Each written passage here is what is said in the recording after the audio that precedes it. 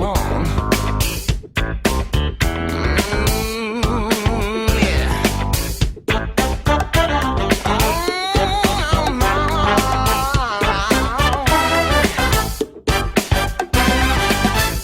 Hey, feel the rhythm.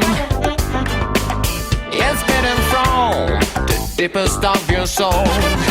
Now, use your senses, and everything will be easier than before. Keep on moving, funk is coming.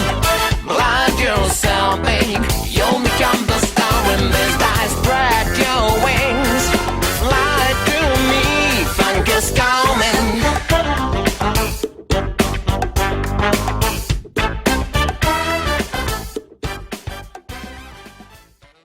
Here we go, Mr.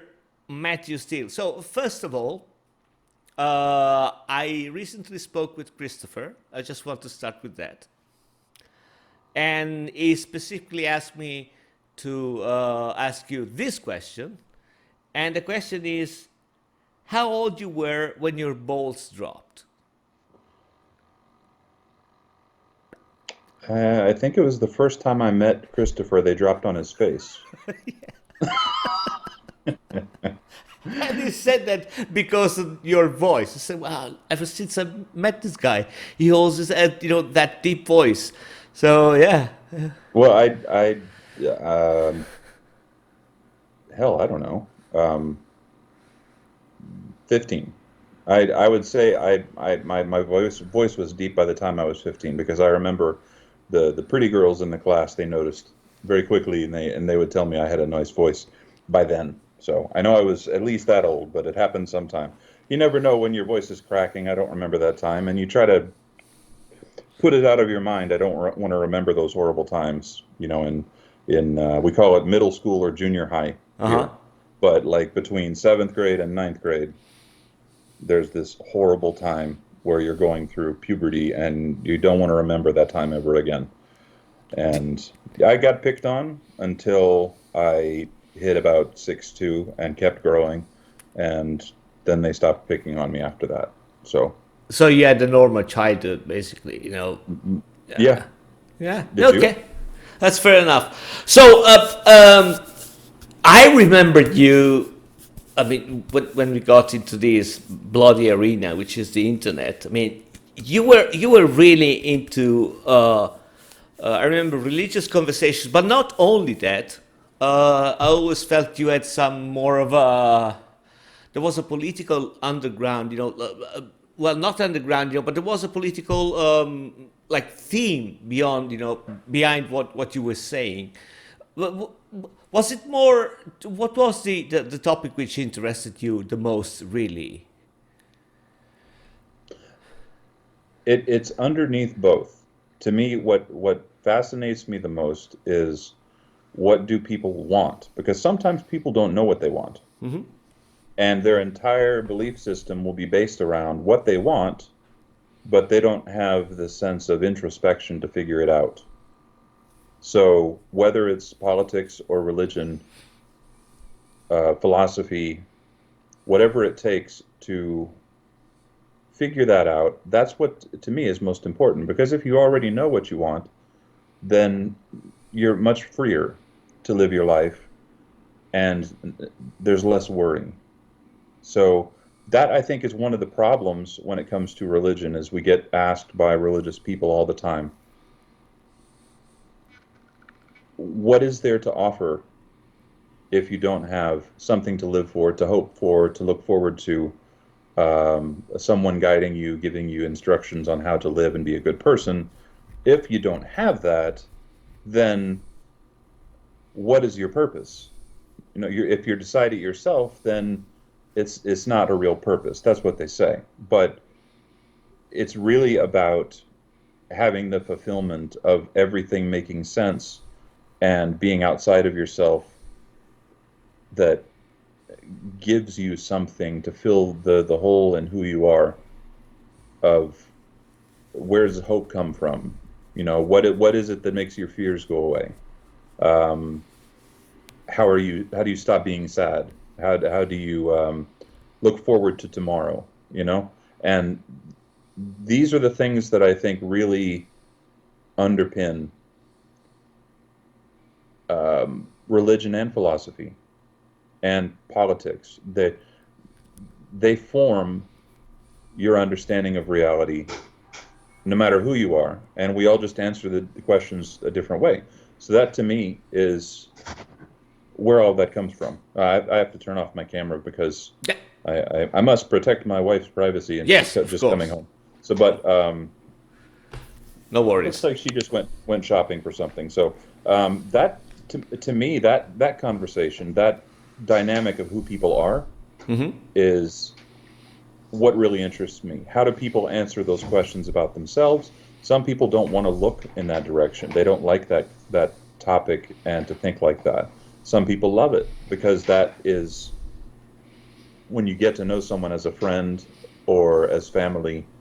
Those are the things that you share with your friends and your family that you don't share with other people. So sometimes people are open like that, and sometimes people refuse to open like that.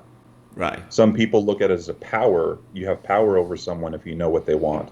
And some people look at it like, I wish everyone could communicate this way. And I think that's why you and I were both drawn sort of to the New Covenant group's approach to discussions, is they were trying to bring everyone into that sort of conversation. Yeah. And No. that's what drew me to it as well. So that's really what I got out of all of this, what I always have. Yeah, I would agree with that. There is also the fact that in those conversations, and I don't know what you think about it, but in this conversation sometimes there is a lot of talk about the arguments, but what I think is really interesting is how people get to their own conclusions, which, I mean, it doesn't necessarily means that they have a good argument, you know what I mean. Sometimes the argument is something which is put over what they think. It's like okay, yeah, that's why I think this way. It's because of that argument which I never heard, like I just heard it 5 minutes ago. Yeah, but apparently this is what has been driving my whole life. I think you're right, and that is just one of the things that we tell ourselves. When you hear a good way to fill that hole in your thinking and your explanation for things, when you hear it articulated very well, then it satisfies you better. It makes the sense of not knowing and not being sure less of a sense of anxiety for you. And I think the arguments come, for most people, they come after what they're already feeling. So the arguments don't make you see things differently. They help explain how you already see things. So at a certain point, you kind of, well, I wouldn't say disappeared, but I mean, you just took off. And I presume a lot of it had to do with the fact that I think that G Plus platform just went down, so it was a little bit more difficult to reach out people. But at a certain moment, you fell off, for reasons. And we mentioned before, our conversation, you said something really interesting, which I think would be a fantastic title for a show. You basically described uncommon ground, how important it is, to talk with people where there is not a common ground. But that wasn't really the case and wasn't really that easy to do in those times, when, those kind of conversations were happening. How do you... Okay, so how do you think you approached people on uncommon grounds? How do you wish you would have approached them? And I mean, if you've changed your way of thinking on how to actually engage into this conversation, and how much it frustrates you when you can't really connect because, of stubbornness, which might be on your side or the other people's side. Well, not much has changed for me really, and I had health issues that we've discussed that I had to withdraw from the online world to take care of, and I'm having a lot of success coming back from that. So I've had a lot of time to reconsider what's important to me and why I would have these conversations, why I always wanted to, and looking back, I don't think I would have done anything differently, because I always, even if I could never find the common ground, I was still hoping to find it. And if it was just not possible to find, with some people it's just not. I think that has more to do with what they want. If they want to have a power conflict where they're trying to dominate you in the discussion instead of work with you in the conversation, then you're not going to have much success. And there were a few people that were like that I discovered, and they just got added to a very short list of people that I had no interest in talking to anymore. Well, I mean, that was the leitmotif of when the old presuppositionist, wave just hit the internet, right? I mean, that was exactly the approach you were describing. I think what people still maybe don't realize about the presup is that it has nothing to do with knowledge. It has nothing to do with any justification that an atheist can give to a Christian, even if the Christian is directly asking for it. The presup has one purpose, and that is to get you to stop talking and accept the Bible as true. And there are different schools of thought where some of them think you already know it consciously and you're pretending that you don't. And there are others that think you don't know that you have that knowledge and something in your mind is blocking you from being aware of it. But the arguments never mattered. They never actually had anything to do with the point of the presup. All they wanted was for you to be quiet and stop being an atheist and stop talking about atheism. That was the whole point of it. It was a smokescreen. And it was just packaged in such a way that it confused people so much. It was a sort of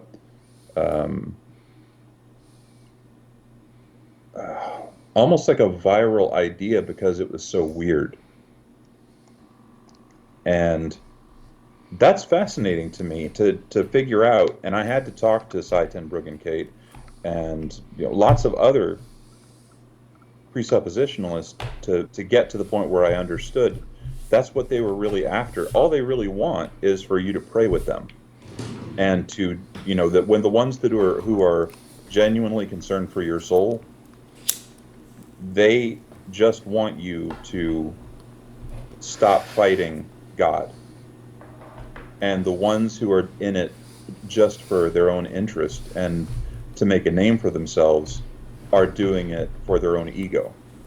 And there's a big difference in the types of discussions that you have with those two kinds of people, and what they have to say about each other can be very interesting. But what I think the point that you're getting at with the type of conversations that can be the most uncommon ground, and how to handle that when you realize there's not really anything to be said, is how are you going to spend your time having this conversation, and why are you going to spend that time having this conversation? Right. It's pointless. Right. So, is that what you mean? Like why I would continue to have those conversations when there's no common ground to be had? Well, I think the the follow up or a better explanation to what I was asking is, when you were engaging in those conversations, be it with the presupper or any topic in general. And by the way, I remember I remember, I don't know why, but it stuck. Well, I know exactly why, but it stuck in my mind. One conversation that you had. It was you, Ned, and two other guys, and they were talking about Christianity and Nazi stuff like that. That was, I mean, I don't know if I ever told you, that was brilliant because I listened to that at night in my car while I was driving to Germany, and I was thinking, okay, that sets the mood for the whole trip. But you know what I was trying to say is that when you had those conversations, were you more interested in the topics or in the persons behind the topics? What were you trying to reach? I mean, what was your driving force between, you know, spending sometimes a lot of time, sometimes, you know, effort in having those conversations? That's a question that there's either a very long answer to, or a very short answer. So I'll give you the short. You I'll got give you the time. short answer. Yeah. But it's easy to explain if I keep it short. So the short answer is you can't actually change anyone's mind. They have to change it themselves. What they believe, how they see things. They might think about what you said and come back later and say, you know what? I thought about it and you're right. But in the moment, you're not trying to actually change someone's mind by what you say. If you plant a seed that then has an effect later, that's great. But the point of the conversation is to, especially when you're talking to someone who believes very strongly in whatever their belief system might be, whether it's political or religious. The point of it is for them to get a sense of whether or not you're actually listening.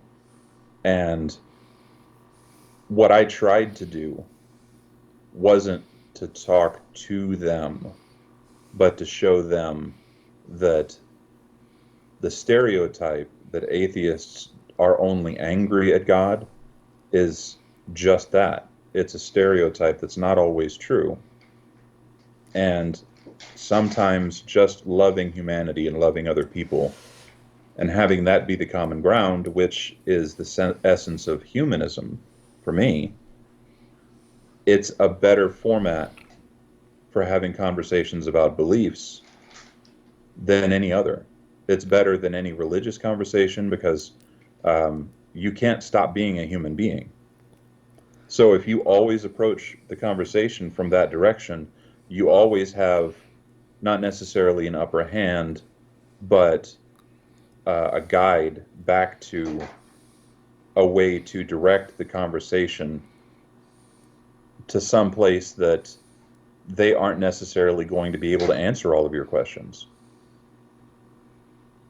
See, I think what for human development throughout civilization, we started with living in little tribes, and then cities, and then city-states, and then empires, and here we are today. But it all really has to do with who's in your tribe, who's in your group, who's on your side, the us versus them. But you can't expand your us versus them any wider than all humanity. So if that's how you define humanism, is all humanity and doing what's best for everyone, then no matter what their belief system is, you can always show them that they still have some value to you as a person until the point when they show that they're not interested in having that conversation. They don't want to be on your side. But the trick with Christianity is they're supposed to want to be on your side. So it's a way to have a humanistic, open-minded conversation with someone who completely disagrees with you and get them to agree with you about the fundamentals of your beliefs without realizing it. So it's not an overt mind game, but it is a way to undermine the combativeness that a lot of people have when they talk about their belief systems. I understand. So before getting to the last part of this conversation, one thing really briefly, and yeah, I mean, I understand it's kind of a dick move because I understand the question I'm going to ask you can't require a quick answer. So let me just start by saying, that, in my line, I used to make a job where, I worked for a company, and one main sponsors of that company, basically some part of what paid my salary was a tobacco company. You work in the, what can we say? I mean, in the energy industry, Okay, so does it ever bother you, or what you think you can do about the problems that we have right now with pollution and yeah, all that follows from the power industry and stuff like that. I mean, does it ever well, I would say you keep you awake at night, but how much does it make you think about it?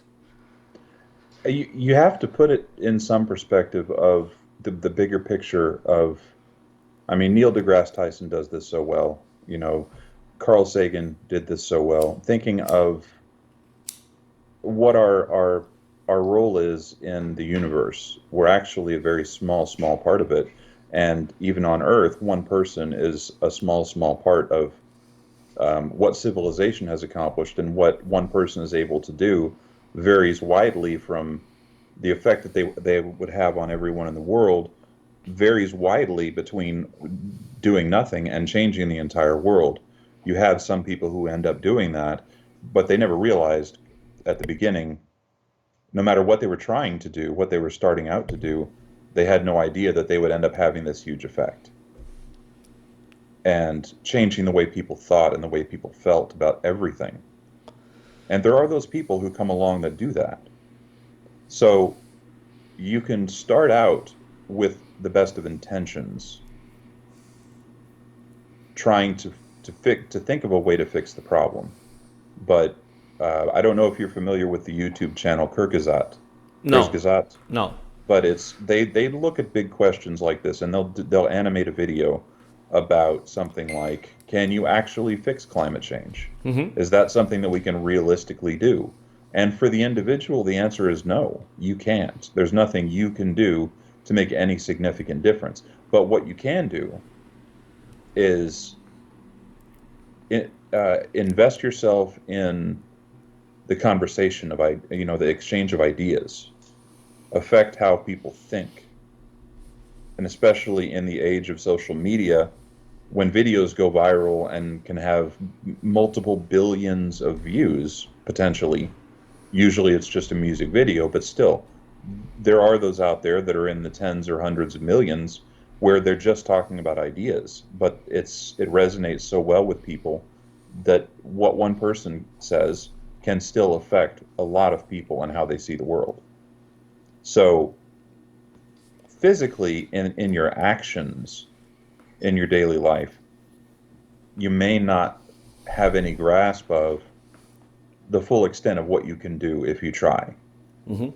So having the intention, I think, is much more important than actually setting out to have a goal of, I'm going to stop climate change, like Greta Thunberg.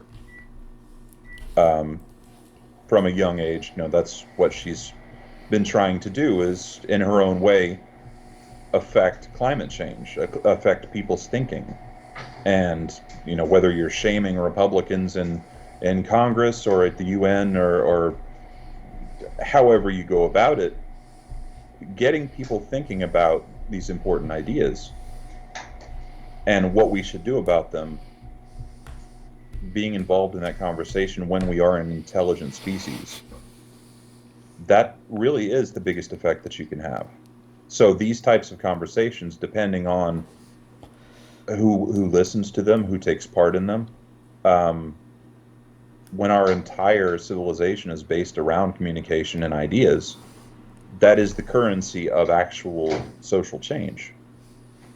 So if you really want to make a difference, it doesn't matter how much money you have. It matters who's going to hear you and what you have to say. Yeah, and I mean, and you touched on social media, but I don't want to go there because I think it's going to be another an hour and a half of me talking and rambling about that. The only thing I can say about that is that, I mean, people like me and you, people which have, some years behind them, we remember libraries, and I've always said, that I always prefer people, that get the information from libraries rather than the internet, because at least libraries have the good sense of having a fiction and non-fiction section, while while on the internet and social media, I mean, I can say things and the Nobel Prize can say things, and it's the same platform, which I find, astonishing in a bad way, but yeah. I think it ties a little bit from what you were said before, right? Well, you've got two real streams of action. You've got things that are going to make people money, and then you've got things that are going to satisfy wants and needs. They don't necessarily always have to be the same thing. Yeah. But here in our culture, they typically are. In one way or another, making money and satisfying wants and needs is the same most of the time. But with social media, it can be just about wants and needs and not so much making money. I don't know about you, but I've never made a cent off of anything I've ever done on YouTube. Oh. I've only ever done it because I wanted to. Right. So people who want to have these conversations, I have always thought, would seek it out. So I don't take any part in the algorithm, what you have to say to make videos, get caught up in the, hit the bell and subscribe and make sure you hit the bell for notifications and subscribe to the channel and like and share and all that. And these things that you say in the video get picked up by the algorithm and get it put out there. Right. That's how it works. It's almost like an artificial intelligence now. So I think that getting into the topics of what people want and what's driving them and how to direct all of this is the best that we as individuals with just a microphone and a camera are able to actually accomplish. And it's inspiring to see when that works. So I admire what you're doing right now. But it's just that sometimes I despair. But I feel like I'm surrounded, by idiot savants, but without the savants part. So I really have no idea. Well, anyway, listen. My main goal is to keep it short because, again, people usually have the attention span of a goldfish. So let's go to the last part of this conversation. This is where I'm going to ask you 3 questions that you gave it to me. And so those are your questions to you. And I hope you got a bloody good answer because you got yourself to answer to. So the first question is, what's the best advice anyone ever gave you? I gave you those questions not having any idea how I would answer. Oh, so okay. that when you did ask me, I would have to come up with something fresh. So I didn't have an idea of what was the best. I didn't prepare an answer. So now I have to think. The best advice anyone's ever given me was probably something I picked up from, I guess it's been in some movies. It's I think Denzel Washington said it in one of his movies, but progress, not perfection. And some people put it practice, not perfection. So move towards a goal. Don't punish yourself for not reaching the goal. As long as you're moving in the right direction, that's what really counts. So your effort, your intention that's the goal that you should be shooting for, rather than punishing yourself for not being perfect and for, everyone falls down on their way, everyone makes mistakes, and that's not what really matters. What matters is that you're trying and you get back up and you keep trying. So practice or progress, not perfection. That's probably the best advice I've ever gotten. Okay. So the second question is, what subject should be taught in every school that isn't? That's easy. Critical thinking. basic logic and how to employ it should be taught in every school. Oh, so and it should be like his own topic. I mean, Yeah, like history or mathematics or English or in Italy, Italian. The basics of language and communication skills, social skills that you pick up along the way by going to school, by becoming educated, and by being raised by your parents or your guardians or whoever. That's one thing, but a fundamental skill that most people don't pick up unless they really try is critical thinking. okay, so I don't want to take away time from your replies, but I'm going to chime in for a second. But don't you think that I mean that kind of answer basically says that the whole educational system is fucked up? Because I mean, I would expect that thing that you just described to be a byproduct of, I don't know, maths or I mean other topics, right? So, Well, but the problem with the education system in a lot of places is that they put more focus on learning by rote, indoctrination. You learn this by memorizing. You don't necessarily know what it means. You can just repeat it back like a parrot. The thinking, we have a saying in the U.S. I'm sure you're familiar with, but it's you can lead a horse to water, but you can't make him drink. And another one is you can give a man a fish and he eats for that day, but teach him to fish and he'll eat for his entire life. right. And that's really the difference in indoctrination versus education. So our system in the U.S. with public schools is more focused on indoctrination, teaching a certain amount of knowledge, making sure people gain that knowledge instead of teaching them how to think and arrive at conclusions.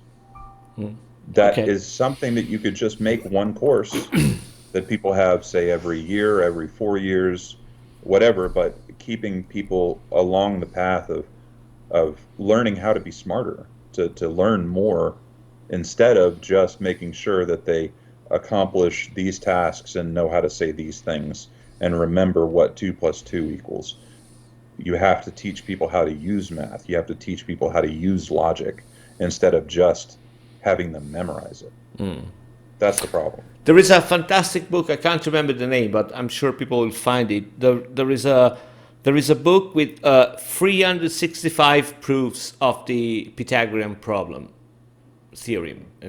And it's funny because I used to have it, and I remember for a year I used to read one of them every night before going to bed, and it's exactly 365.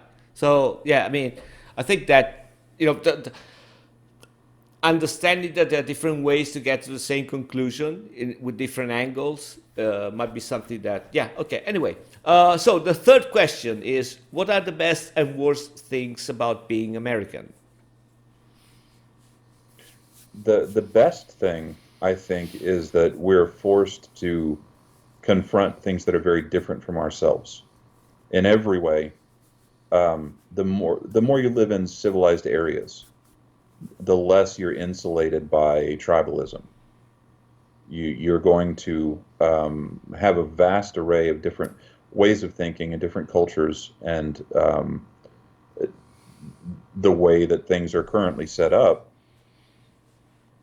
I don't know how much longer this will last, or if it's just an illusion, but the freedom to say what you want and speak your mind and say someone has a belief system that would be heresy, punishable by death in their country, but since they're in the U.S., you have to get along by law in most circumstances, I think is the best thing about the U.S. So that's not necessarily a freedom so much as it is the pressure that's put on different cultures to get along regardless of what their other beliefs are.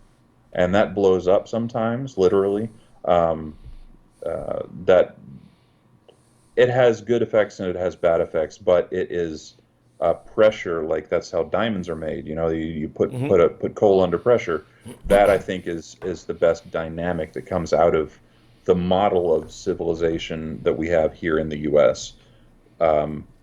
Instead of just having a country like Sweden or Iceland, which is, or even a lot of places in Africa, where it's 99% of the population is one demographic. Right. Here we have so many different types of people living by the millions together, and most of the time, regardless of what the news says, most people get along because most people just, at the end of the day, they want to eat their cheeseburgers and watch their football games and be left alone in peace and basically feel like everybody else should have the right to do the same thing. And it's only the crazy, outstanding examples that make the news and then distort that. But if you ignore the news and the hyperbole of the narrative that's being weaved to make people believe different things, if you just look at your neighbors and what's happening around you, it's easier to remember, things aren't actually that bad right now. So the worst thing, that's what I would say is the best thing. But the worst thing is that money, in many cases, drives morality. And being rich or poor determines your value in our society much more than it should. Mm. That is, I think, if anything, going to eventually lead to some really serious social upheaval and financial upheaval that there's no telling what sort of chaos it's going to create. We had the 2008 market crash based on the housing market. Those sorts of things happen because of inequality, of value of human beings based on how much money they have. So that's dangerous, and trying to fix it ends up getting you branded a socialist or somebody in favor of a nanny state or something ridiculous like this, when all you're really trying to do is decrease the instability. Yeah, And no, I understand that, and I'm gonna be honest, that aspect of the U.S. is I would say, from my perspective, from Europe, or let's be totally fair, from the perspective of most of the countries, civilized countries in the world, I think it's the most alien thing which comes from the U.S. The fact that basically, I don't know, things like health or I don't know. Well, health is the first thing that pops in my mind because of COVID, all this shit, but the fact that this is seen as a commodity is just, for some people, it's just, wow, no, okay, that's fucked up, right? well, that's what COVID has exposed. Yeah. It's exposed that the ultimate currency is not what's best for the people of the United States. It's what's best for the people with money in the United States. So that's what, it's not like this is a new thing in human civilization. It's just extremely obvious right now when you watch what's going on in, it's like the reason that they use fruit flies for experiments is because they live and die so quickly and their generations pass so quickly. And in the same sort of way, we have this hyper focus in social media with how fast technology is going and how much information you have available to you. It's turning into a hyper focus of what everyone's doing everywhere. It's hard to take in, but if you pay attention to the right things, you can see very fast social change. We saw that with the Arab Spring several years ago. Yeah. In the Middle East. If you're watching the right way at the right time, you can see things from a sort of a meta-analysis perspective that you would never have a chance to at any time in human history. So that's what we've noticed a lot with COVID is, everyone around the world is watching us saying, well, how are you allowing this to happen? What's wrong with you? And meanwhile, people are still just focused on, no, we're going to keep things the way they are because money is more important. Making profits is more important than everyone being safe. Well, yeah, I mean, especially the fact that you said, I mean, you mentioned the Arab Spring. I think that is, the kind of expectation that people had because of the Arab Spring of what was going to change. I think this is shows really the shortcomings of how we think as a society. I mean, expecting that such, I mean, it was a massive movement, with such, but the expectation that was put on it and thinking that really that would have changed something, it's preposterous. I told you, I mean, I just came back from Rome, and there are buildings that have been there for thousands of years. We don't build stuff like that anymore. I would love to see anything built now in 2,000 years. There was a different approach to time, to how things changed, and maybe people live because people lived less. I don't know. They had I think a deeper understanding of time, when it comes to change. So one revolution, I mean, even the French Revolution per se didn't change anything. It needed, the Age of Terror, and then I mean, it took time. But I don't think we are impatient, we don't want to wait. We need everything that happens. Oh, this happens, and now I'm expecting this thing, but tomorrow. And it's funny because, when it happens, with the vaccine, people just, freak the fuck out and they behave like morons anyway. So it's bonkers. I think the thing that you realize most obviously as you get older is that the expectation of change doesn't really depend on how much it should be changed, rather than how it can be changed. When you're young, you think everything should be fixed.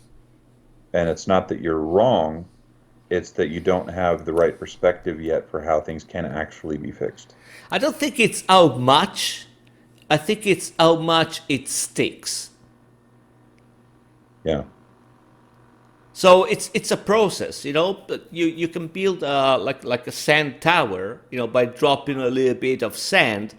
But if you put all the sand in a bucket and you throw it down, all of a sudden it just goes away.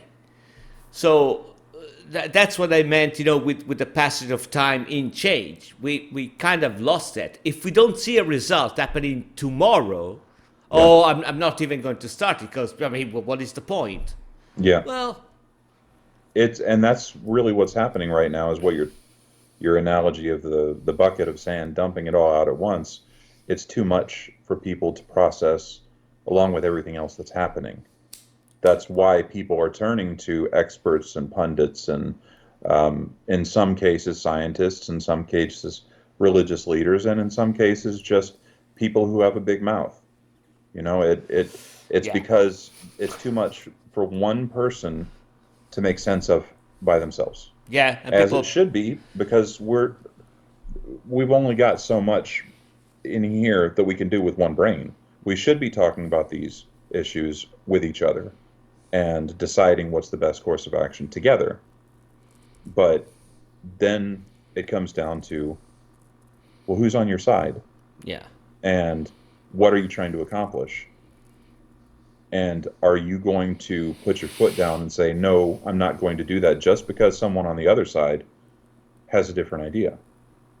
So they were very popular for a while, but there were shows from England where they would have like The Big Question, where they would have a row of people with all different opinions and beliefs on a topic, and they would go around passing the microphone to the different people and have the discussion on the show, presenting all viewpoints of that topic.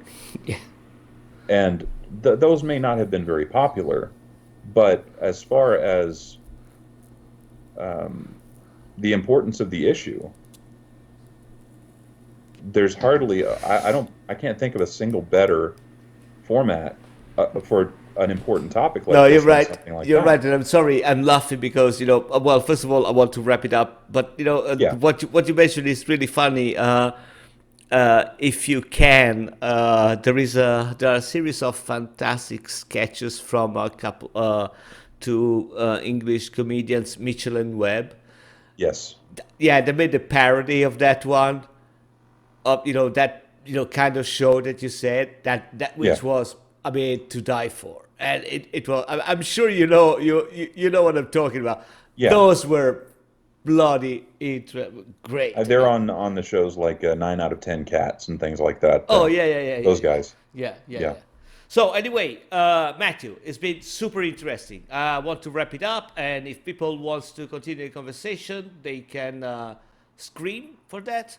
They can pay us to do that. It's going to be, we accept any kind of currency, including, I don't know, gold.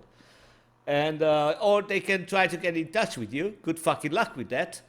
But I will later tell you. I mean, there are ways where there are some people found themselves in some little enclaves, and I'll tell you two or three of those caves that you can find. Some people you can have a conversation with. Yep. Because And let me don't tell forget you, to like and subscribe. right, do and that. and hit the notification bell, because that's what you have to say in these sorts of things. Oh yeah, and follow us on OnlyFans, Twitter. Yes. Fuck. Absolutely. OnlyFans. Yes. Yeah, You OnlyFans have is the way your, to go. your private stream for Patreons. Right, when we do the same things, the same Yes. answer, but we do it fully naked, Yes. full frontal. Yes. Yes. I have a joke for you. There you go. Do you know what I call my favorite sex position? No. Wow. Okay. What's that? Because it's me taking your mother and turning it over. Oh. Mom. Wow. I'm sorry. Okay. Kind of loses something when you explain the joke, but Okay. Fuck off.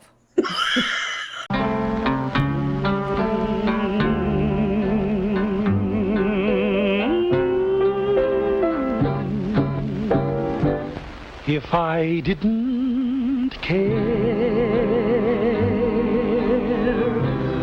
more than words can say, if I didn't care, would I feel this way?